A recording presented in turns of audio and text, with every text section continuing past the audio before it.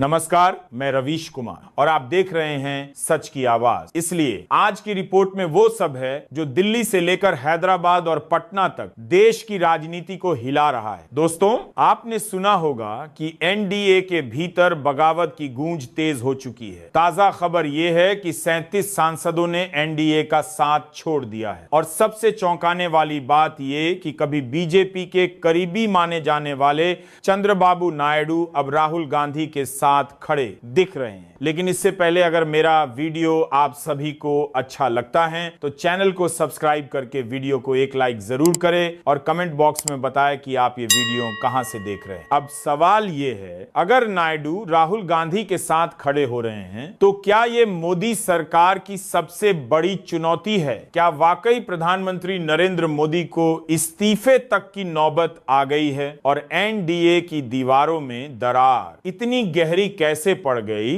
कि 37 सांसद बगावत कर बैठे? ये सवाल आज हर नागरिक पूछ रहा है, लेकिन टीवी स्क्रीन पर आपको ये सवाल सुनाई नहीं देंगे। वहां आपको बताया जाएगा कि भारत सोने की चिड़िया बनने वाला है, विकास की गंगा बह रही है और सब कुछ सामान्य है। मगर जरा सोचिए, अगर सब कुछ सामान्य होता तो एनडीए के भीतर ये बगावत क्यों होती? आज की इस पूरी रिपोर्ट में हम इस बगावत के इतिहास, राजनीति और आने वाले कल के नतीजों को समझेंगे। दोस्तों, राजनीति में कोई स्थायी दोस्त नहीं होता और कोई स्थायी दुश्मन भी नहीं। चंद्रबाबू नायडू इसका सबसे बड़ा उदाहरण है। आपको याद होगा, जब नरेंद्र मोदी सत्ता में आए तो नायडू कभी एनडीए का हिस्सा रहे, बाद में अलग भी हुए, आलोचना भी की और फिर एक समय ऐसा आया जब वो बीजेपी के साथ हाथ मिला बैठे। मगर अब हालात बदल गए हैं। अब नायडू राहुल गांधी के साथ दिखाई दे रहे हैं। ये केवल एक राजनीतिक तस्वीर नहीं है, बल्कि एक संदेश है। संदेश ये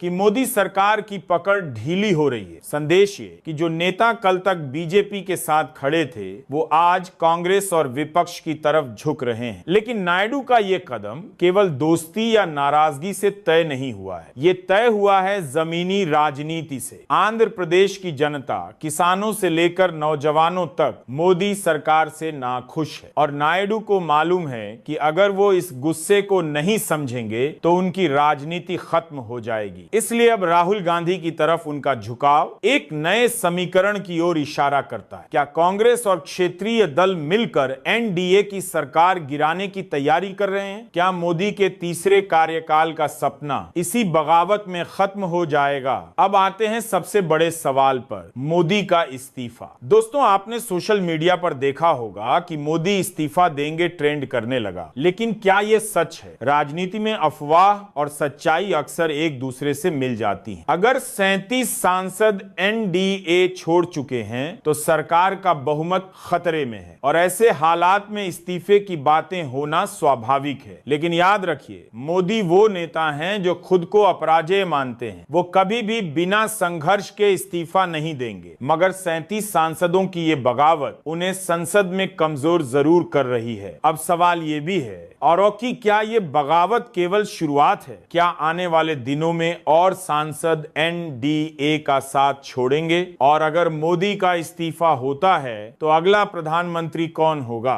टीवी चैनल आपको ये सवाल नहीं पूछने देंगे। वहां आपको बताया जाएगा कि देश विकास के पथ पर है, मगर जनता जानती है कि रोजगार, महंगाई और किसानों का संकट गहराता जा रहा है और शायद यही गुस्सा बगावत बनकर सामने आ रहा है। इसलिए आज की इस रिपोर्ट का चौथा हिस्सा आपको सुनाते हुए मैं सिर्फ एक सवाल पूछना चाहता हूं, क्या सत्ता सचमुच इतनी मजबूत होती है जितनी हमें टीवी की स्क्रीन पर दिखाई जाती है? आपको बताया जाता है कि मोदी सरकार सबसे मजबूत है, अटूट है, लौह पुरुष है। लेकिन दोस्तों, सच ये है कि संसद की गद्दी पर बैठा कोई भी प्रधानमंत्री उतना ही मजबूत है जितना उसके साथ खड़े सांसद। और जब सांसद ही बगावत कर दें तो मजबूती की नींव दरक जाती है। आज हम जिस घटना की बात कर रहे हैं उसमें 37 सांसदों ने एनडीए का साथ छोड़ दिया। जरा सोचिए, 37 कोई छोटा आंकड़ा नहीं है। यह संख्या संसद के पटल पर सरकार को बचाने और गिराने का खेल तय कर सकती है। अब सवाल यह है कि ये सांसद क्यों बगावत पर उतर आए? क्या ये व्यक्तिगत नाराजगी है? क्या ये अपने राज्यों के दबाव का नतीजा है, या फिर जनता के गुस्से का असर जो सांसदों को भी सरकार से दूर खींच रहा है? दोस्तों, इस बगावत को समझने के लिए हमें जरा पीछे जाना होगा। बीते कुछ सालों से बीजेपी और एनडीए लगातार यह दावा करते रहे हैं कि उनका गठबंधन अटूट है, मगर हकीकत यह है कि गठबंधन पार्टियों को हमेशा उपेक्षित किया गया। उन्हें न मंत्रालयों में बराबरी मिली, न उनके नेताओं की सुनी गई, और न ही उनके राज्यों की समस्याओं का हल निकाला गया। आंध्र प्रदेश से लेकर महाराष्ट्र, बिहार से लेकर झारखंड तक एनडीए के छोटे दल लगातार दबाव महसूस कर रहे थे, लेकिन बीजेपी की रणनीति यही रही कि सबको अपने नीचे रखो, सबको छोटा कर दो। मगर राजनीति में हर छोटा दल एक दिन बड़ा मोहरा साबित होता है। जब इन 37 सांसदों ने एक साथ एनडीए का साथ छोड़ दिया तो संसद में मोदी सरकार का गणित बिगड़ गया। अब सोचिए, क्या यह बगावत अचानक हुई या फिर इसकी तैयारी महीनों से चल रही थी? और अगर तैयारी चल रही थी तो क्या बीजेपी को इस साजिश की भनक नहीं लगी? दोस्तों, सत्ता का घमंड यही होता है